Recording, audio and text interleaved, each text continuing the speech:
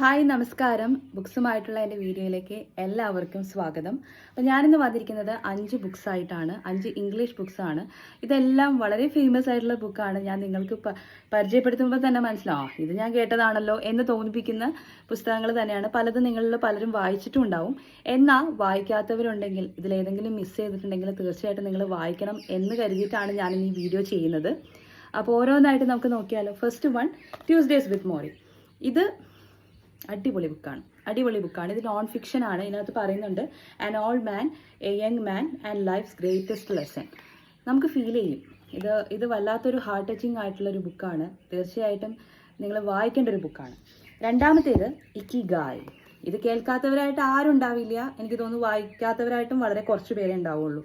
പക്ഷേ വായിക്കാത്തവരുണ്ടെങ്കിൽ തീർച്ചയായിട്ടും വായിക്കുക. ജാപ്പനീസ് ആളുകളുടെ ലോഞ്ചിറ്റിവിറ്റിയും അതുപോലെ തന്നെ അവരുടെ റുട്ടീൻസും കുറേ കാര്യങ്ങൾ ഇതിനകത്ത് വരുന്നുണ്ട്. നമ്മുടെ ലൈഫിലേക്ക് അഡാപ്റ്റ് ചെയ്യാൻ പറ്റുന്ന കുറേ കാര്യങ്ങൾ ഇതിനകത്ത് പറയുന്നുണ്ട്. തീർച്ചയായിട്ടും വായിച്ചു നോക്കുക. അപ്പോൾ അതും നിങ്ങൾക്കൊരു വല്ലാതെ ഒരു പ്രത്യേക ഒരു എക്സ്പീരിയൻസിലേക്ക് കൊണ്ടുപോകും. അപ്പോൾ തീർച്ചയായിട്ടും വായിക്കട്ടോ. അടുത്തത് ദ ആൽക്കമിസ്റ്റ് ആണ്. പൗലോ കൊയ്ലോയുടെ ഈ ബുക്ക് വായിക്കാത്തവരോ അല്ലെങ്കിൽ അറിയാത്തവരോ ആയിട്ട് വളരെ കുറച്ച് പേരേ ഉണ്ടാവുള്ളൂ. പക്ഷേ ഉണ്ടാവും. ഞാനും 2 വർഷം മുമ്പ് എങ്ങാണ്ടാണ് ഇത് വായിച്ചത്.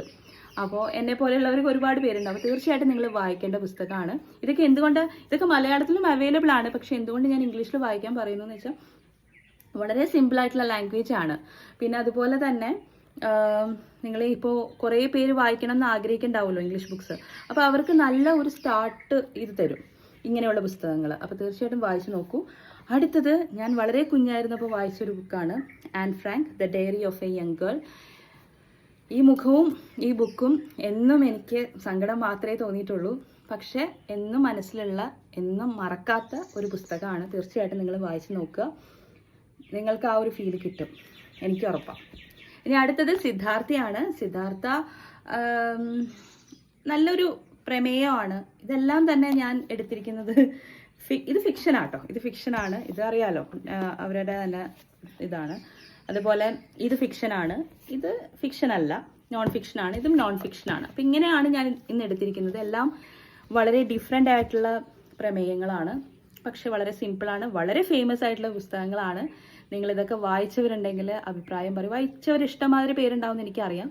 എന്നിരുന്നാലും വായിക്കാത്തവരുണ്ട്, മിസ് ചെയ്തവരുണ്ടെങ്കിൽ തീർച്ചയായിട്ടും നിങ്ങൾ വായിച്ച് നോക്കേണ്ട പുസ്തകങ്ങൾ തന്നെയാണ്. നിങ്ങൾ വായിക്കേണ്ട പുസ്തകങ്ങൾ തന്നെയാണ്. അപ്പോൾ അടുത്തൊരു വീഡിയോ ആയിട്ട് വരുന്നത് വരെ താങ്ക് യു.